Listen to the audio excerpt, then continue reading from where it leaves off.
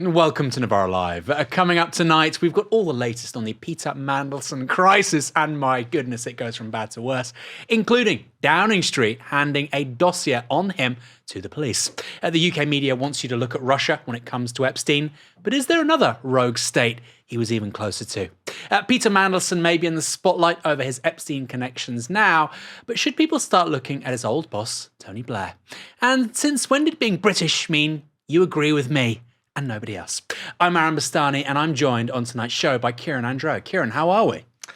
I think, like everybody, a little disturbed by the news of late, but very happy to be here with you, Aaron, to discuss it. I can't think of many people I'd rather talk to. We had a great show last night with Ash and Michael. Absolutely. Phenomenal stuff. If you'd like to support our work here at Novara Media, you can, of course, sign up at novaramedia.com/support. I just about got that out.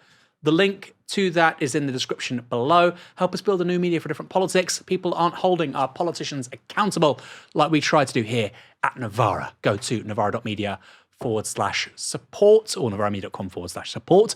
Tonight, of course, let me know what you think in the comments. Use a super chat. But if you do want to support us in an ongoing way, like I say, there's a link. You can just give us £1 a month. What's that in today's economy? Let's go to our first story. Already I can feel there's a real buzz around Washington right now. You can sense that there's a new leader in town, that he's a true one-off, a pioneer in business and in politics. Many people love him. Others love to hate him. But to us, he's just Peter.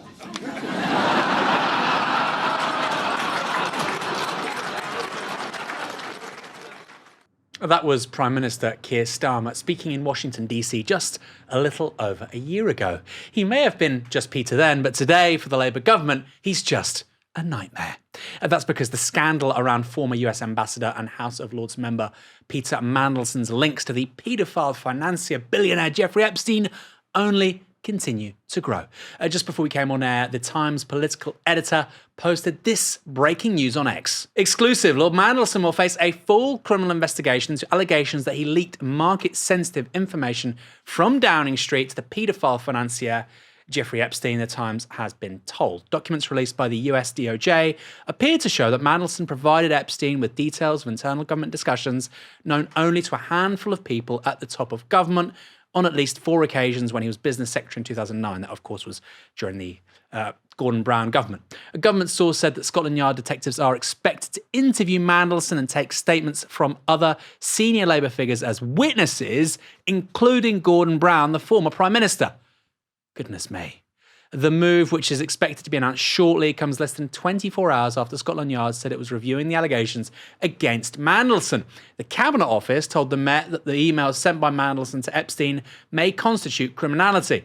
Mandelson is being investigated under suspicion of misconduct in public office. Here's the big bit: an offence that carries a maximum sentence of life imprisonment. For a successful case, it would require prosecutors to prove that Mandelson deliberately leaked details of sensitive government information to Epstein, knowing it to be wrong or with reckless indifference. Well, we've seen those messages. Make your own mind up. No government minister or former minister has ever been charged with such an offence in recent times. Wow-wee. People in the news game love hyperbole, don't they? They like to exaggerate a story. It's historic, unprecedented, high stakes. This is all of those, isn't it, Kieran? It's enormous, and there's much to say on this, and we will talk throughout the show on it. But I would just observe immediately that it's a good thing. Of course it's a good thing, but it needs to be the start of a great deal more, because one thing that there is a high risk of at this juncture, Aaron, is that this ends up being a bad apples case. You know, several bad apples, cast them out. That cannot be allowed, that fiction cannot be allowed to become pervasive. We cannot allow them to toss Mandelson in prison and, in so doing, cauterise the wound and protect the other people involved in this, or indeed protect the system. This is absolutely systemic. This should be read as, and again, we'll talk more about this throughout the show, but this should be read as not an aberration from the norm, but a logical conclusion of a particular type of systemic exploitation. I think I agree with you to some extent that this is how New Labour did politics. Although it should be said, Mandelson is the most extreme example of that. I suppose what I'd say in the short term, though, is this is just one guy. This is Mandelson just talking to Epstein. Now, I'm not suggesting Mandelson spoke like this with everyone, but you do wonder. This was the guy who was the business and industry czar when he helped force through Kraft's £7 billion purchase of Cadbury. That was financed by RBS, which was state-owned at the time. What that meant was ultimately Cadbury, British firm, bought by Kraft, relocated elsewhere, less tax to the exchequer, UK workers laid off, more sugar in the chocolate, badder for kids in this country who generally eat Cadbury's cream eggs and things like that. A terrible deal for the UK, and yet Mandelson was so keen to push it through. When that happened at the time, I just thought, this guy's stupid, he's an ideologue, he doesn't know what he's doing. But it does make you wonder. Maybe he was talking to senior people at various companies, not just Kraft. Maybe, I think there was Tata Steel, or maybe it was Mittal Steel with Chorus British Steel. Lots of big deals were being made when he was in a position of real seniority in the Brown government in particular. And it feels like if there's going to be a criminal investigation, all of that as a possibility now needs to be covered. This can't just focus on Epstein. I think the chances, you're absolutely right. And I think the chances of this wrongdoing being limited to Epstein are virtually nil. Epstein, as you say, is just what we know about. I think Peter Mandelson, when I say it's systemic, it doesn't mean every individual involved in this is the same. It just means that they're different expressions of a particular problem. But I think Mandelson is obviously a unique character in lots of ways. I think he personifies a kind of view of politics and a view of himself in politics that actually wasn't dissimilar to, say, how Henry Kissinger regarded himself.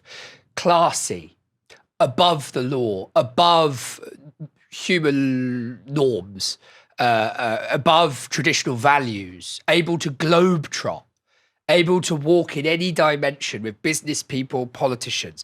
And in every single part of every stage of his career, Peter Mandelson has reflected that in the way he's engaged. That's consistent in these. He sees himself as part of a cosmopolitan elite, a real cosmopolitan elite. And politics is merely a means to an end for that. Just to say, if people are wondering why we started a few minutes late, it's because that news was breaking literally as we were about to go on air. I think everything you just said there can be described maybe in one sentence, which is immunity. He thought he was immune from the consequences of his own actions and the norms and the rules which everybody else has to abide by. That news of the Mandelson criminal investigation is only the latest update in this massive story, but there were plenty of other new twists and turns today. So many, in fact, that the question now becomes, could this scandal become so enormous, so utterly gargantuan, that it stains the Labour Party for decades, potentially even bringing down the Starmer government? This morning, Keir Starmer appeared to be trying to get ahead of that very possibility. That's when he handed the Met a dossier relating to emails between Mandelson and the financier Jeffrey Epstein after it emerged that the former business secretary had received nearly $75,000 from Epstein in the early 2000s. In fact, Mandelson says he can't actually recall. Now, it strikes me as a little odd that Starmer suddenly has a dossier on Peter Mandelson. You might recall that when Mandelson was sacked as the US ambassador last year over his links to Epstein, it emerged that Starmer had appointed him to the top diplomatic job on the basis of a flimsy 2-page dossier and what was described as light questioning. This is, remember, the most prestigious job in the UK diplomatic service. It makes you wonder whether that questioning was deliberately light. Perhaps those in Starmer's circle weren't too keen on cracking open a Pandora's box. See no evil, hear no evil. And it's hard to imagine that everyone in that circle was completely ignorant of Mandelson's connections and his rather grubby past. Morgan McSweeney, Starmer's right-hand man who's credited with the Prime Minister's election win, fought hard for Mandelson to be appointed to that Washington post and is said to have defended him even when Mandelson first faced the sack. McSweeney was mentored by Mandelson when he worked at Labour Party HQ. The two remained friends, with Mandelson giving a speech at a fundraiser for McSweeney's very own wife, Labour MP Imogen Walker, in June last year. It's all very cosy, isn't it? And the disgraced peer once said this of Mr. McSweeney: "I don't know who and how and when he was invented, but whoever it was, they will find their place in heaven." There are others around the Prime Minister who appear to have been close to Mandelson. This was Health Secretary Wes Streeting on Sky after further connections between Mandelson and Epstein emerged last year. I think our ambassador has made it very clear that he deeply regrets ever having been introduced to Epstein, and frankly, given what we all now know about the way he conducted himself and the sort of appalling testimony we've heard from Epstein's victims, who would want to be associated with him, frankly. So it doesn't lead to a change in ambassador or any consideration of that? No, I don't think we should regard everyone as guilty by association. I bet you don't, Wes. I bet you don't. But some associations are, after all, stronger than others. And just a few years after Mandelson was allegedly handing Epstein government secrets that could have financially benefited the billionaire enormously, Streeting was plotting with the disgraced peer. The Guardian reported this late last month. In the opposition years, as part of attempts to rid Labour of Jeremy Corbyn and his acolytes, Mandelson was a member of a Sunday supper party. I've never been to one of those, I must say. Held at the Kennington home of Roger Liddell, a fellow Labour peer and long-standing friend. Regular guests included the Health Secretary, Wes Streeting, and his partner, Joe Dancy, himself a former Mandelson advisor. Importantly, that was in the early 2000s. Streeting is said to have joked that a blue plaque might be put up outside Liddell's home, given its role in the reinvention of Labour. Maybe we will see Mandelson back by the side of Prime Minister Streeting, a source suggested archly. Today, Streeting has changed his tune. At the same time that Gordon Brown and Alistair Darling were trying to steer this country through a moment of enormous jeopardy and crisis, Peter Mandelson was sending confidential and market-sensitive information to an outsider, undermining them and undermining the work of this government. And it's a betrayal of the country and the national interest. It's also a betrayal of values. It's a betrayal of values. Values, that's what they always love to talk about, don't they? Values. How about being a person of principle and not speaking in abstractions? Those in government, including the Prime Minister, his advisor, and any number of ministers like Wes Streeting, who have long associations with Mandelson, will be terrified of new revelations emerging, especially as calls for a public inquiry into his conduct and relationship with Epstein deepen. These may well include Justice Minister David Lammy and Work and Pensions Secretary Pat McFadden, two people very intimately tied to the Labour right, who were both ministers in Mandelson's department while he was busy leaking confidential information to Epstein, which was, of course, highly market sensitive. The more that comes out, the more implausible it will seem that no one around Mandelson was repelled by his connections to the paedophile billionaire or even bothered to question them. This was a man who, after all, was jailed for sex crimes as long ago as 2008. Or maybe it turns out money really can buy you love in the Labour Party. And those revelations are continuing at pace. This afternoon, The Telegraph revealed that Peter Mandelson's husband, Reinaldo Davila da Silva, received a monthly stipend of $4,000 from Epstein. 3 payments totaling $12,000 were paid to Da Silva in April, May and June of 2010, long after Epstein's taste in underage girls was made public. That's on top of the $10,000 Da Silva appears to have received from Epstein a year earlier in 2009. Mandelson's alleged financial entanglements with Epstein, not to mention his interpersonal ones, are grim enough. But those are only extensions of what we've known about Mandelson's chumminess with the paedophile for over a year. What has truly made his position untenable, even for the Labour Party, are the allegations that he breached ministerial confidentiality while in the cabinet. These include forwarding Downing Street emails relating to the economy to Epstein, as well as furnishing him with secret and valuable information, including what appears to be advance notice of then Prime Minister Gordon Brown's resignation. In a cabinet meeting this morning, Keir Starmer apparently said that Mandelson had, quote, let the country down, adding this: for the public to see politicians saying they can't recall receiving significant sums of money or not was just gobsmacking, causing them to lose faith in all politicians and weaken trust still further. That's all too little too late, not least of all because our Peter beat Starmer to the punch. This afternoon, Mandelson quit the House of Lords over the scandal. Kieran, look, we've already said this is extraordinary. We've already said he's now facing potential prosecution for a crime potential crime, which carries a maximum life sentence of life in prison. What a way for Peter Mandelson's career to end. I suppose we've already talked about how this can't just be limited to Epstein. It seems unlikely that Mandelson only conducted himself like this, particularly in the Brown government, when he was, without doubt, the third most powerful person in government after Darling and Brown himself, maybe more powerful even than Darling, fundamentally. It seems very unlikely he only behaved like this with Epstein, but it also seems very unlikely that his own colleagues in the cabinet, particularly those working under him in his department, i.e. Lammy and McFadden, both still in politics, both central Labour figures in government, it seems really implausible that they had no idea any of this was going on. Yeah, it seems implausible because it's mostly, I think, impossible. This is what I mean about it not being exceptionalised around Mandelson's unique personality, because he has a unique personality, so it's tempting to say bad apple. This is an example of what I mean. All of these people, Wes Streeting, Lammy, Keir Starmer, I can't say absolutely that they knew certain things that have now come to light, but you can be very, very, very confident that they knew some of it.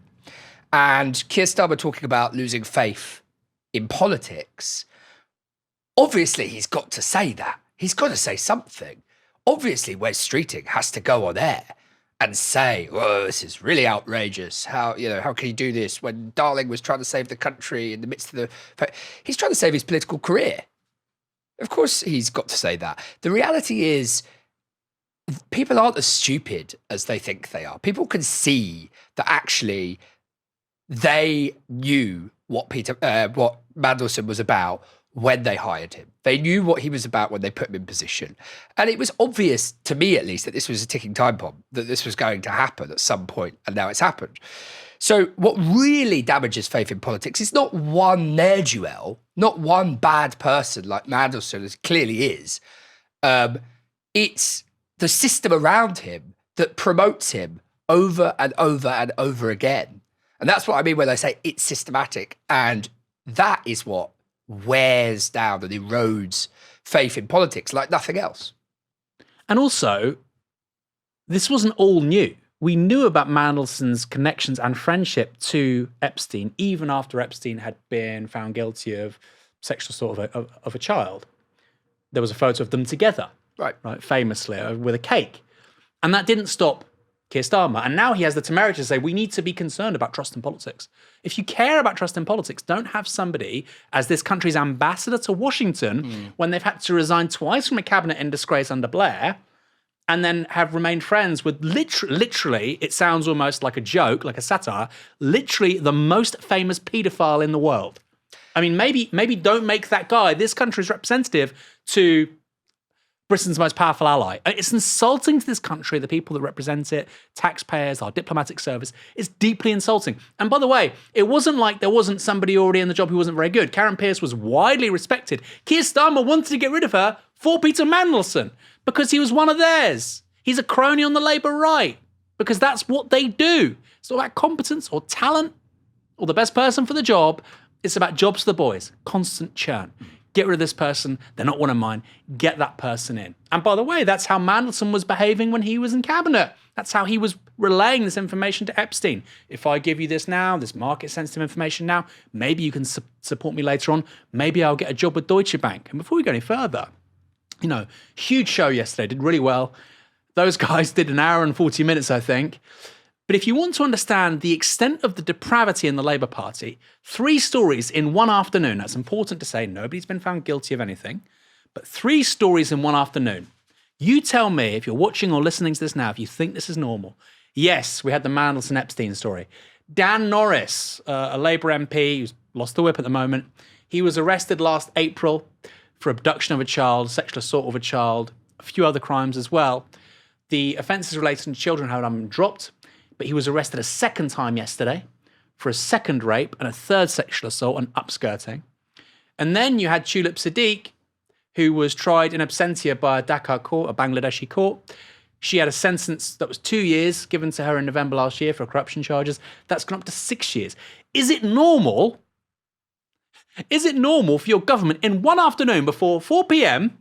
for 3 members of your government, a Lord and 2 MPs, one is involved in a global scandal One is arrested in connection with allegations of sexual assault, and one is tried in absentia and given 6 years in total in prison.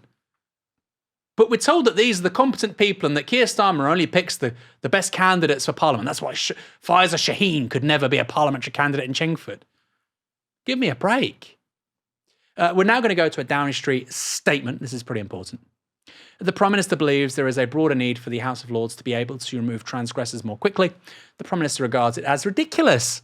He's just worked this out. He didn't think it was ridiculous yesterday morning, but now it's ridiculous. That a peerage cannot be removed except with primary legislation, something that has not happened since 1917. He thinks that in no other walk of life are you unsackable unless a law is passed. He thinks that the country expects the process for removing laws to be fit for purpose and in line with expectations. Waffle, waffle, waffle. I mean, we've been talking about laws reform for 5 years, and he's just realised that actually this is something which should be reformed.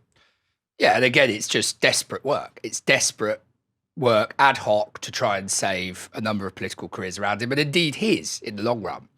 Just to circle back to what you were just saying, though, Aaron, there's a deep-seated rot around New Labour. And I think that needs to be talked about briefly, because by inviting elements of New Labour, Mandelson, of course, being the most high-profile, into the party, into his close coterie, i.e. Starmer inviting them into his close coterie, he was inviting that stench into his premiership. And the stench around New Labour is not just me trying to dunk on New Labour because we all hate New Labour or anything like that. It's a very real thing. And I think that it comes from the degree, you mentioned the word earlier, Aaron, the degree of impunity that people like Blair, Alistair Campbell, and indeed Peter Mandelson became accustomed to.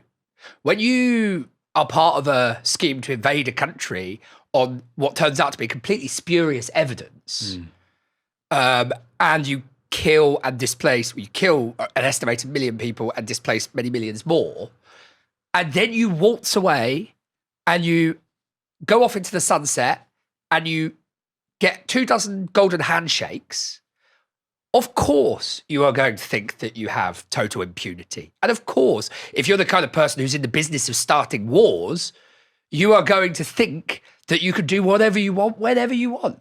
And I think Mandelson is a part of that, but Alistair Campbell and Tony Blair and that entire coterie and the degree of Teflon-coatedness that they seemingly had to walk away from something as abominable as the war in Iraq and get those golden handshakes, I think is part of this story.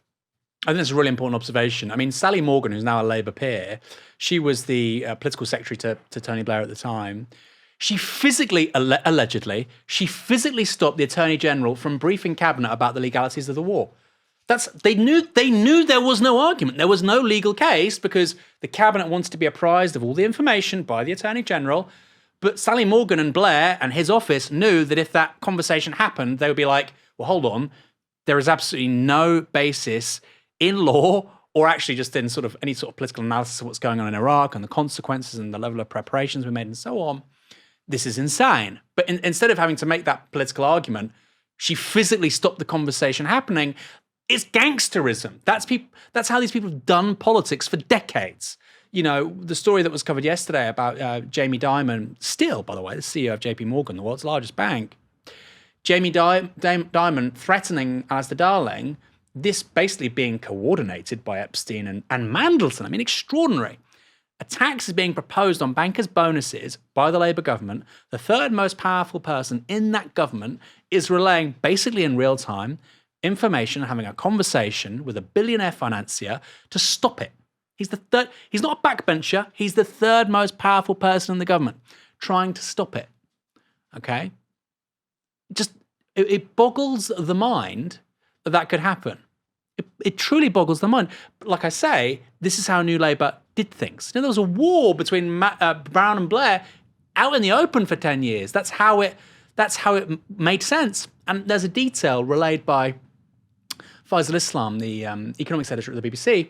He says that Alistair Darling basically was getting a coordinated set of calls from big figures in the banking world, which seemed to adhere to a script. They were trying to browbeat him. And I thought, you know what? I've heard this before. It sounds to me like the chicken coup. But, there was a staggered script where you try to remove somebody, you try to wear them down through a grid, and it's planned, and you intimidate somebody through attrition. And I would not be surprised if a great deal of planning went into that. Constant low-level psychological warfare. That's what these people do. That's what these people do to the country's voters and their own colleagues, it turns out. That's how New Labour did politics. There's a reason why lots of people don't like them. In the wake of revelations around Peter Mandelson's cosy and potentially illegal relationship with Jeffrey Epstein, a strange phenomenon has suddenly emerged in the UK media. It began, perhaps unsurprisingly, in the Daily Mail. The paper reported that the Epstein files suggested he met with Russian President Vladimir Putin several times, with intelligence sources believing he was running the world's largest honey trap operation on behalf of the FSB, or the KGB Mark II. That was quickly followed by a second story. Polish Prime Minister Donald Tusk then claimed that the financier was likely a Russian spy, with his paedophile scandal co-organised by Russian intelligence. The Daily Mail stories soon took off. This was Andrew Marr on LBC. Let me begin tonight with something that I think is even more important, even more extraordinary. Growing suspicions of a Russian connection. Epstein had apparently limitless supplies of money. Where did it come from? He procured many young Russian girls. Why was that so easy for him? The files released show more than 1,000 documents which referred to Vladimir Putin, and 9,000 referring to Moscow. The FBI says that he was Putin's wealth manager. Epstein filed all of his messages. He filmed and taped powerful Western leaders in deeply compromising situations. Why? Doesn't it make you wonder at least about the possibility of a KGB operation big enough to ensnare former presidents and prime ministers and the leaders of some of the world's most powerful companies? I know, this all sounds impossibly sensational, conspiratorial, a James Bond villain plot in real life. But there is so much smoke billowing out of one of the most extraordinary establishment crises in my lifetime that it is well worth exploring whether there might be also a genuinely ominous backstory. That line of inquiry appeared on the Telegraph's podcast too, where Prince Andrew's biographer Andrew Lowney appeared. Epstein was a Russian source. Ghislaine and Epstein were introduced by actually a Russian agent in 1985 in an art gallery in New York, which was a front for laundering money by the Russian intelligence services. Epstein was collecting compromat. We know that he collected compromat on everyone to use to blackmail them. And I know the intelligence services were very concerned about the people that Andrew was mixing with. We do need to add there that, yes, the latest tranche of documents does reveal several references to Putin in emails that have been sent by Epstein. Haven't been able to make the direct link straight to Vladimir, but it may, as you say, Andrew, be a matter of time. Now, as Camilla Tominey said there, so far no evidence, as far as we know, reveals that Epstein did actually meet with Putin. And as she says, it may only be a matter of time. Who knows? This story is so crazy, nothing is off the table. But what isn't a matter of time is that we know Epstein met with leaders from another rogue state. Between 2013 and 2017, former Israeli Prime Minister Ehud Barak met with Epstein about 30 times at his homes and on his private planes. That's roughly once a month. This is a former Israeli PM. But never mind that, let's talk about Russia. Compromat, let's talk about the KGB and the Cold War. And I'm not saying that Russia didn't benefit from Epstein's associations. He seemed like the kind of guy who would do business with anyone. But it's beyond strange how little attention the British and American media are paying to Epstein's very clear links to Israel.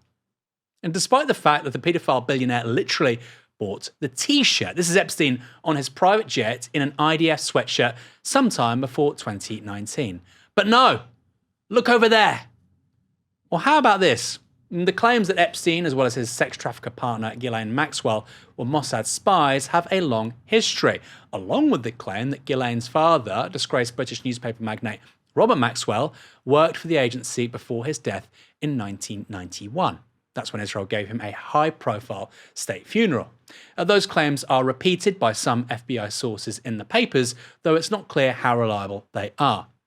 And they also include the allegation that longtime Epstein associate and lawyer Alan Dershowitz told a state prosecutor in Florida that Epstein, quote, belonged to intelligence while the billionaire was facing sex abuse charges against a minor in 2008. Another former Israeli leader, Naftali Bennett, even took the trouble to publicly deny those claims, a move that's pretty uncommon when it comes to intelligence circles.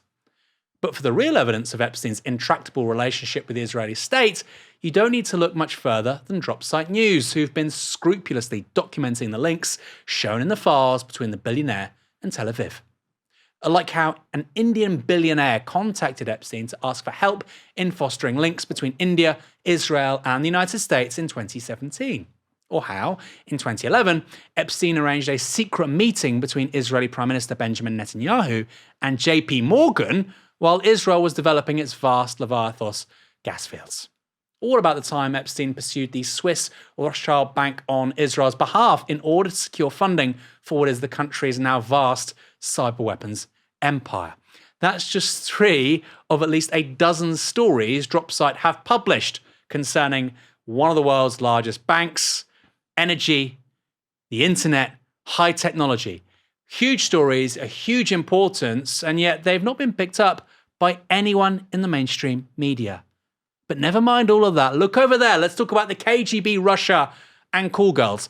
One more thing that really annoys me, Kieran, why was Epstein using Russian sex workers, or why was he using Russian, Eastern European girls, women who were trafficked? There's a very clear reason why, because the collapse of the Soviet Union led to a explosion of sex work and precarious and exploitable children. And that's very widely documented. There's a reason why that happens in the early 1990s, because of the collapse of actually existing socialism. We rarely talk about it, right? We rarely talk about that. Horrible thing to think about, but in the early 1990s, a byword for that stuff was Eastern European women. And at the same time in Russia, 5 million men die early. That's according to the Lancet Journal. They die early because of the collapse of the Soviet Union. Don't talk about that. It's only a good thing. I mean, he's just talking from complete ignorance here, isn't he? Yeah, and I think also, I hadn't thought of this until you said that, Aaron, but it's also worth pointing out that among the kinds of people that Jeffrey Epstein consorts with, and in relation to the economic collapse that you're referring to, Eastern European women and Russian women were often fetishized by American elites. So it's important to mention that as well. None of us knows exactly what Jeffrey Epstein was beyond the paedophile and the sex trafficker. We don't know if he was Israeli intelligence asset or Russian intelligence asset. I would say that based on the prima facie evidence, it is overwhelmingly likely that he had some kind of connection with the Mossad. And I would wager, maybe I'm biased, but I would wager, I know how Mossad operates reasonably well. And I would wager that they had a strong relationship with him, but I don't know. One thing I do know for sure is that it is quite absurd, and this is the point of the story, really, that Andrew Marr and others are falling over themselves to try and, with far less evidence, prima facie evidence, to try and link Epstein to Russia. As you say, it's an over-there strategy. It's a dead cat. And you have to have nothing but contempt, I think, for the media establishment that does that. It's the same media establishment that's largely protected Israel throughout genocide. That's unfolded with more evidence, real-time evidence, than any genocide in human history has ever had. And there are media that whitewashed Israel's repeated and systematic war crimes to facilitate that. And I don't know whether it's just sunk legacy cost, whether they feel that Israel, they have to continue to toe the line for Israel because they're implicated by extension, or whether they are being needled, or whether it's subliminal, whether it's subconscious, whether it's just institutional memory and path-dependent biases. But for one reason or another, they are incapable of doing their jobs. They are incapable of reporting the facts as they are. They have to pivot towards Russia, for which, as you say, there is far less prima facie evidence of a connection between Jeffrey Epstein and Russia than there is Jeffrey Epstein and Israel. It figures so large in the imagination of these people, partly because of their age, partly because of their political disposition. Too many John le Carré novels, one suspects. And look, maybe Epstein did work with the FSB KGB. Maybe. I have no idea. But everything you just said there, I couldn't agree with more. And the idea that Epstein would broker a meeting between Netanyahu and Jamie Dimon, the CEO of JP Morgan, the world's largest bank, makes a lot more sense when you realize that Mandelson was also working with Epstein and guess who, JP Morgan, trying to crush a tax on bankers' bonuses. That is the nexus that I find very interesting. Anglo-American capitalism, Israel, Epstein. That's the clear triumvirate at play here. And all of a sudden you're talking about Moscow and Putin and goodness knows what. Over 3,000 of you are watching us right now here on Novara Media, over 3,350. If you like what we're doing, if you want to build a new media for different politics, somewhat different to what you just saw a moment ago with Andrew Marr, why not support our work? Just £1 a month. £1 a month. We always say if you want to change politics, you've got to start with the media. Help us do that. Support Novara Media. Go to novaramedia.com/support. Help us build that new media for different politics. I think we've shifted the conversation so much in the last 10 years. You know, when I see those charts now, and I'm not a member of any political party, but when I see those charts now of just so many people under 50, 45 supporting the Greens, supporting a left-wing agenda. Look, we're not activists, we're journalists here, but we have a certain program, which is we're saying business as usual does not work. I can't help but feel us, as well as other people, have been really central in helping to foster a different kind of political debate. Absolutely, and it's easier for me to say this perhaps, Aaron, because I've stood on the shoulders of giants and as a result seen, luckily, coming on the coattails. I only arrived here a couple of years ago and I'm very happy to be here with you all. But absolutely, Novara has played a pretty significant instrumental role in that emerging, burgeoning left ecosystem of pushing the conversation to the left, pushing the discourse to the left. And left and right is always foremost in our minds, but it's also important to just say that actually just to go around the Andrew Marrs of the world. Quite. You know, whether the waiver chips land on left or right, it's actually about attacking the realities that the mainstream media provides a force field around because interests or whatever else are threatened if you penetrate it. Yeah. The political centre means nothing. Centre is the most unpopular political tendency right now in this country. With Peter Mandelson in the spotlight with the Epstein files, it was only natural that his former boss, Tony Blair, would show up too. Here is an extraordinary conversation between the paedophile financier Epstein and Ehud Barak, the former Israeli Prime Minister. Yeah, kind of advice. That's also something that I've heard from you or from Terry, I believe, that Tony Blair, for example, is doing some probably 11 million per year from the Kazakhstan government just to give them advice, to help them with lobbying in some NGOs and UN organizations. Tony has turned funny. So I don't know what Tony's doing for money. And I don't know if the money Tony is getting is actually to Tony or to somebody else. Who could it be? Sorry? Who could it be? Because it goes to Tony because they need help, so Tony gets to pay some of the money to somebody else. Because I hear gigantic numbers given to Tony. 5 million here, 10 million here, 5 million there. Tony's not making $30 million a year. Yeah, but he's became quite... I can judge from the style of his watching. Yes, but he's making $10 million a year. Yeah, probably. Yeah, but probably he get the money and he leaves some of it with others. Yeah, probably some of the providers. Your eyes don't deceive you if you're watching this, by the way. You'd see that whole recording was 3 hours, 26 minutes, and it's all recorded. So clearly lots of this is to entrap people and get compromat. I think that's inarguable. Tony has turned funny. I don't know if Tony is getting the money. He probably leaves it with other people. What others? What does turning funny mean? It sounds like something Robert De Niro would say in Goodfellas. He's turned funny. Sounds like a gangster. He sounds like Joe Pesci. If he's only seeing 10 million of 30 million, where is the rest going? We're quite normal people, I think, at Novara Media. I'm sure you are as well. It's not a normal thing. Well, he got 30 million, but 20 million went elsewhere. To who?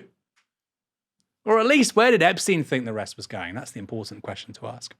Today, it's widely reported that Blair is worth tens of millions of pounds, although that figure never seems to change. Despite the fact that the guy has charged hundreds of thousands of pounds for a single speech for almost 20 years, is the claim being made here that Blair is helping launder cash? I'm not saying that's the case. I just want to know what was being asserted in that recording. After all, Kazakhstan, as one example used by Epstein, has often been used as a laundromat to clean Russian money. And Blair started to work with the Kazakhs from 2008, offering advice for 6 years at least, charging around £5 million a year, which may be where Epstein is getting that £30 million figure from. What advice is he giving for that money? For £5 million, $7 million a year. Blair has claimed he didn't personally benefit from those deals, but the point still stands. Where precisely was the money going? In a way, if Blair wasn't getting it, that's an even more important question. Epstein, in this extraordinary clip, offers a theory of that. Potentially, the money was going to somebody else. Kieran, Tony's turned funny. What does that sentence mean? Yeah, I mean, it should have been scripted by, it should be in a Scorsese film, that's for sure. I have no idea what it means, but I think, I want to point to something that I'm right in saying you tweeted it the other day, Aaron, that this, bearing witness to all of this, is like beyond the left's wildest fever dream about how elites act and speak to each other behind closed doors. And I don't think that this being exposed in the way that it is necessarily speaks to how oracle-like, how oracular the left is. I think, actually, and again, this point sort of relates to what I was saying about being systemic, this is, if you have lots and lots of extremely wealthy people becoming more and more wealthy and powerful, and then you have politicians swarming around their hive and passing legislation or acting in public life in a way that's conducive to the ever greater concentration of wealth in that elite's hands, I don't think it takes a genius to figure out what's going on. Once you have all those pieces in play, I think you could then infer from that they are talking like this behind closed doors. 5 million, 10 million, Kazakhstan. They treat entire nation states like an extension of business. And they speak about those sums of money as though they're, Barak it's almost comic, were it not so utterly obscene. I mean, it is comic. And Barak saying, I can tell by the style of his watches that he's earning more than 5 million a year. It's grotesque, but it's, as I said, it's confirmatory of the left's worst and most kind of excited fever dreams about what it is that elites get up to behind closed doors. There's a great line, I can't remember who said it, but the strangest things don't need to be believable because they're true. It doesn't need to be believable because it's a fact, because it happened. I mean, I think Luigi Pirandello said something to that effect. The thing you said about Kazakhstan as well, that whole countries are just treated as an extension of business, is so true. I mean, did nobody think in 2008, I mean, I was 24 then. But was nobody saying in 2008, well, hold on, why are the Kazakhs giving Tony Blair $5 million a year for advice? What's he going to do? You grow up, you read The Economist magazine, you read the papers, and you just think, oh, right, that's just kind of what happens. Powerful people in politics get advice and they lobby. Tony Blair is not adding £5 million worth of value to Kazakhstan, obviously, every year. For 6 years. £30 million he was being paid for what? You could give him a fifth of that. You could still get the guy. Something very strange is going on. Something really, really strange. Sticking with Blair and Epstein, the former PM says he met the paedophile financier only once. That was for half an hour in 2002. But it seems Epstein continued to speak about access to number 10 long after that. This email is from March 2010. Remember, that's in the final months of the Brown government. It shows Mandelson's executive assistant trying to arrange a visit to Downing Street for a friend of Jeffrey Epstein's. Hi, Jeffrey. I wrecked the following for Mary in Peter Mandelson's office. Is she referring to? If so, would you like to email to double check her phone number? And then we have the sort of meat here. Hi, hope you're keeping well. Jeffrey asked Peter if his friend could have a tour of Parliament or number 10 Downing Street. but I've left a couple of messages and she hasn't come back to me. Are you able to check her contact details? So this is really key. Jeffrey asked Peter if his friend, Jeffrey Epstein's friend, could have a tour of number 10 Downing Street. This is at the end of 2010, which would appear to indicate that Epstein had high levels of access to number 10, as well as, of course, Buckingham Palace via Prince Andrew, for at least a decade. Then there's this from 2011, when Epstein's PA sent herself a reminder. This is from Leslie Groff to Leslie Groff. This is before we had good project management apps and whatnot. Subject, alarm, remind Jeffrey Epstein might Woody Allen like to go to 10 Downing Street. It's like a sexual abuser extravaganza. Woody wraps filming around Sept 3rd. Remind Jeffrey Epstein might Woody Allen like to go to number 10 Downing Street. So remember, this is in 2011. That's after Brown is gone. Here's an earlier email from Epstein to his assistant regarding Downing Street. We don't know who this is from. To Jeffrey Epstein. Les, ask Woody if, on his way back from Rome, if you'd like to stop in at number 10 Downing Street in London. I think he would find it amusing. Fun people that speak English. This doesn't sound like a guy who'd last been at number 10 Downing Street 9 years earlier. He sounds quite familiar with the place. To me, anyway. It sounds like he continued to enjoy access long after Blair and even after Gordon Brown, after Labour had been ejected from office. If that is the case, how can it be possible that he only met Blair once? It's plausible, obviously. It's plausible, anything's plausible. But from these messages and his assumptions, it would seem very surprising. Look, we've had lots of juicy speculation on this show tonight. Been really fun. It does seem really unlikely that Blair only met Epstein once for half an hour in 2002. Yeah, it seems unlikely. It seems very unlikely, and I don't believe it. Is a simple way of putting that. I guess, quick thing about Kazakhstan, by the way, since you said it, I think I know where that money added value was going, and it wasn't going to Kazakhstan. It was going to Nazarbayev, the dictator in Kazakhstan, who at the time very openly said that Blair will bring legitimacy to his regime and legitimacy to the country.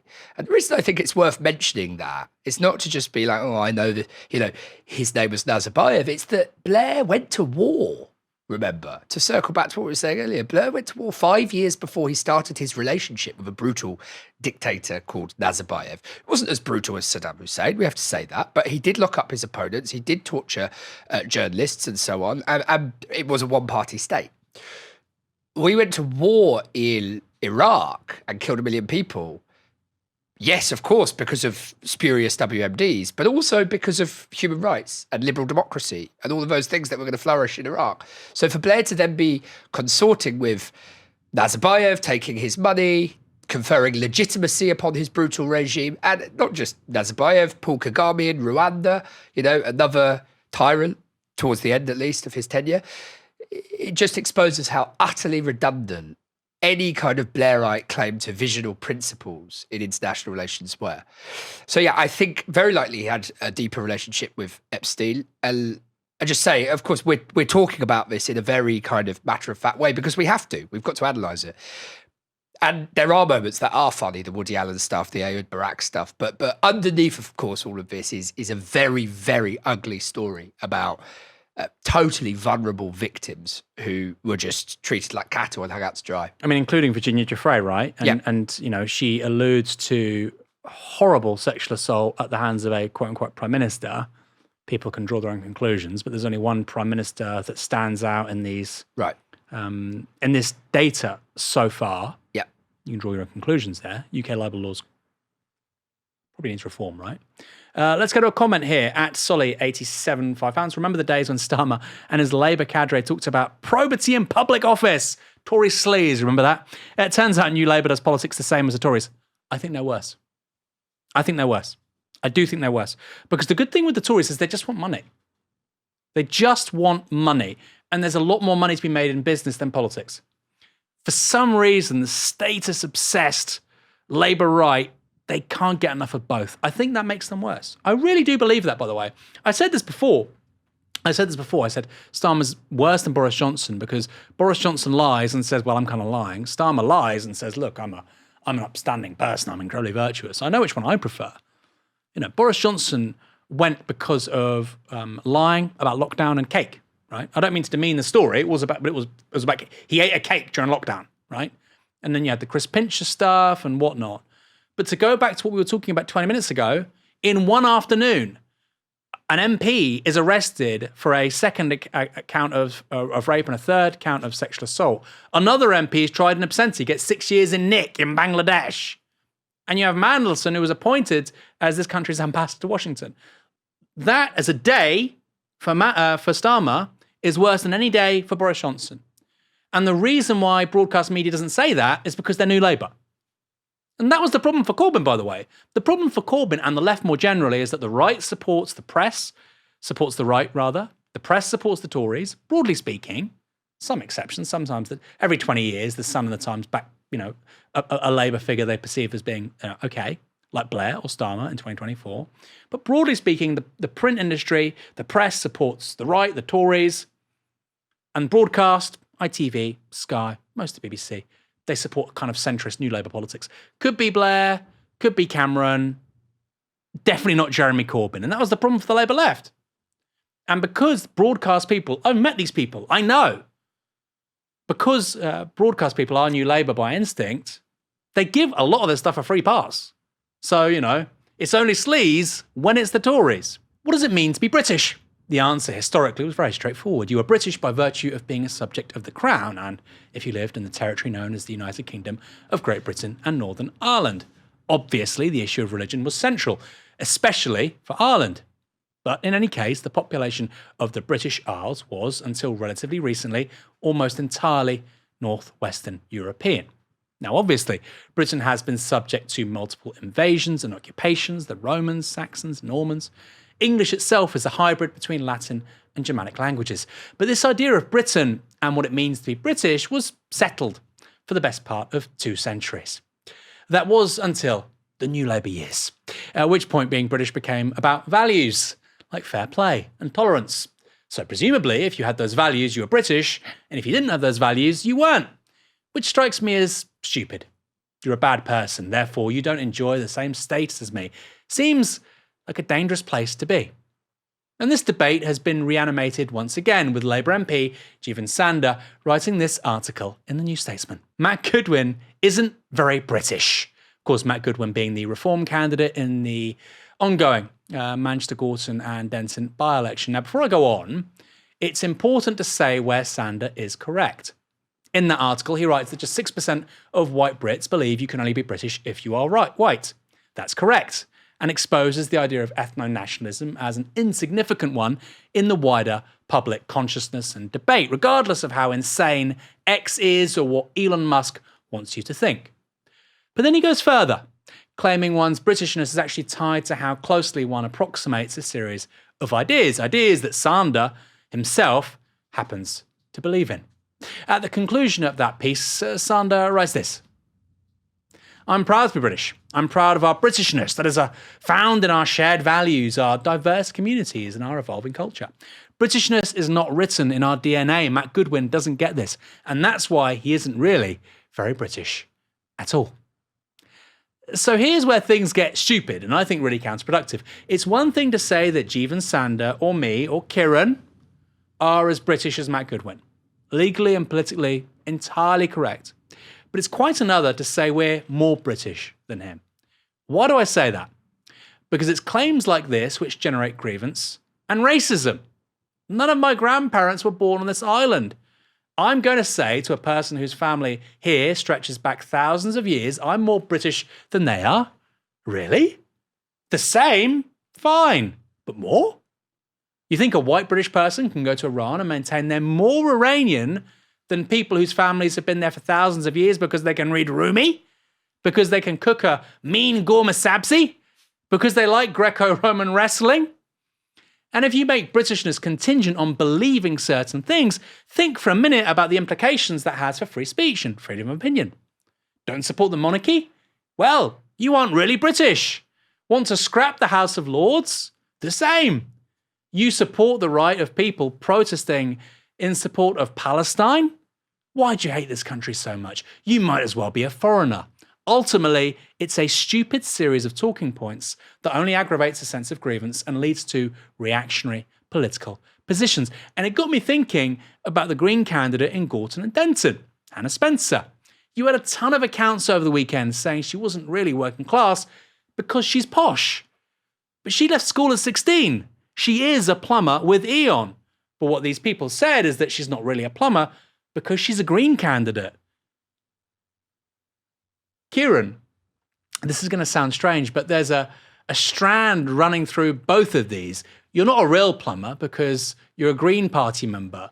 You're not really British because you don't agree with me on everything. Identity politics completely won, even for people who on the right consider themselves as radicals. All right, so yeah, what I would say is that I think nationalism is inherently identity politics. I think nationalism, nation states, or not nation states, nations, nationalism is an imagined community.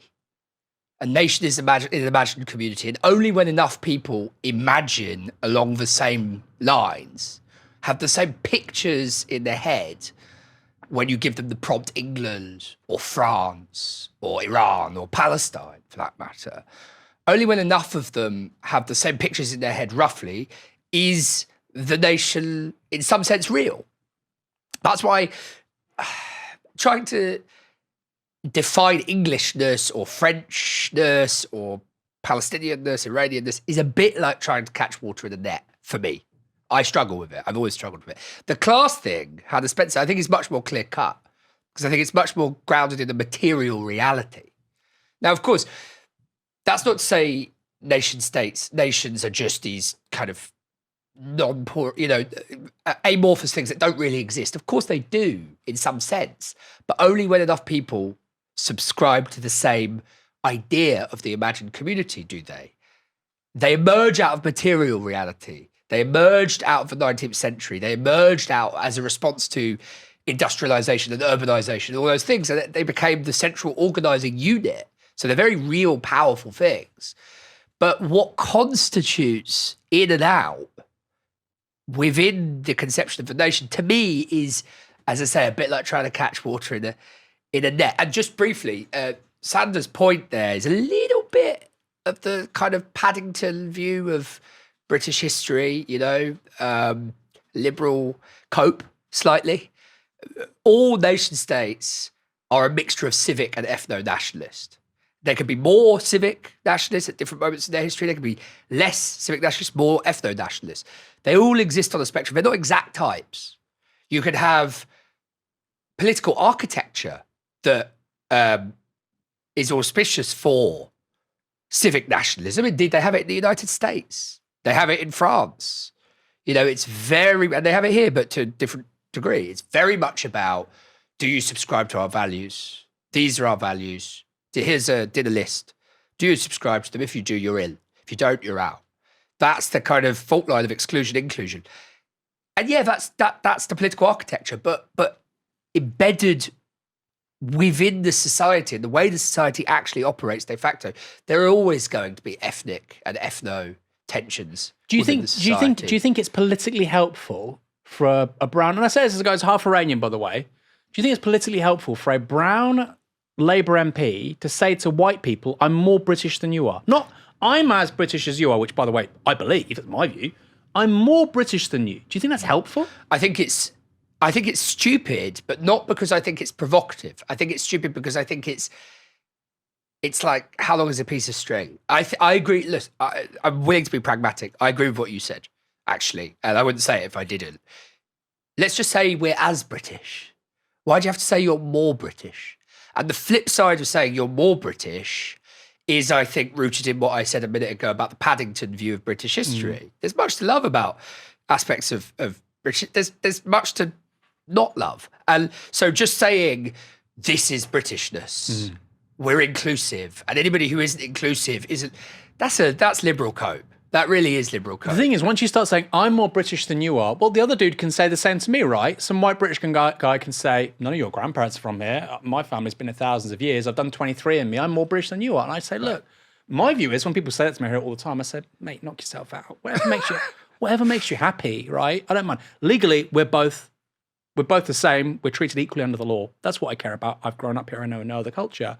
But this idea that I'm more British than you are, it just seems like it's going to lead to such reactionary positions. And also, by the way, you have to subscribe to certain ideas. I mean, if that was the case, if 1788, the year before the French Revolution, to be French is to be supportive of the monarchy. You'd never get the French Revolution. You wouldn't even get the birth of French nationalism. So it just means you have a static, inert politics capable of adapting to a changing world, deeply uninteresting, fundamentally dead, zombie-like politics and identities. And I don't know why particularly liberals have gone all in on this idea. You know, it's okay to say, I'd love to talk about this more, but it's going to bore people to death and it's a highly abstract debate.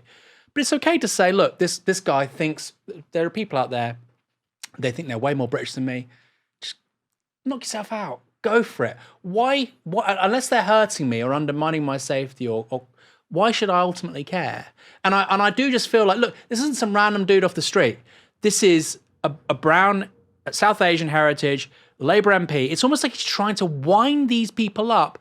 And I say this as somebody who's half Iranian, I genuinely think this is actually contributing, and I'm repeating myself, but I think it's really important. This is contributing to racism.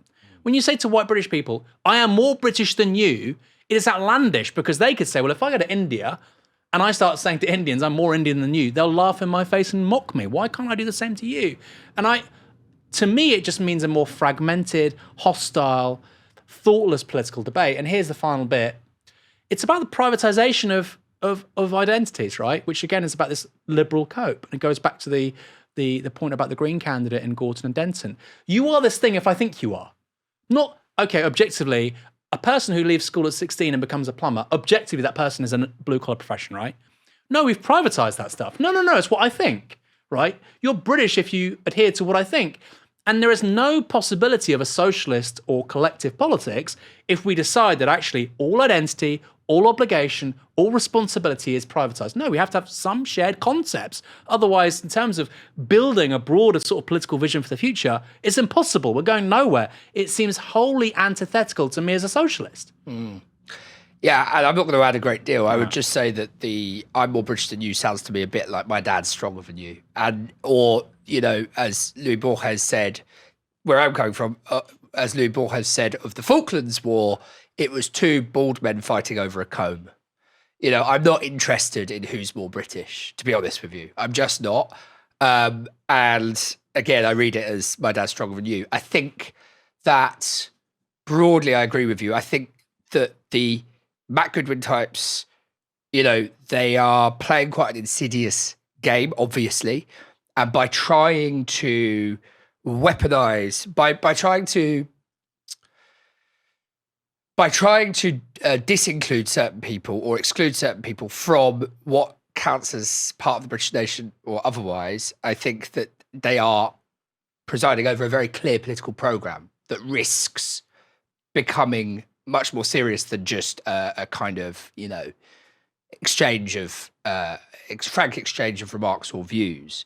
So I do think that it informs action. I do think there's a risk there. I don't think it's just let them say they're more British than me. I think that there is something there potentially of jeopardy. But I agree with you. Why on earth would anybody be interested in being more British than somebody else? I mean, it just sounds like a bigoted thing to say, right? I am more of this place than you are. Like, chill out, man. Chill out. Not helpful. Anyway, some people in the comments saying, why are you having this conversation? Because that's now the political terrain we're on because of reform and the right. And we've got to box clever. Otherwise, believe me, it's going to get a lot worse. Kieran, great show.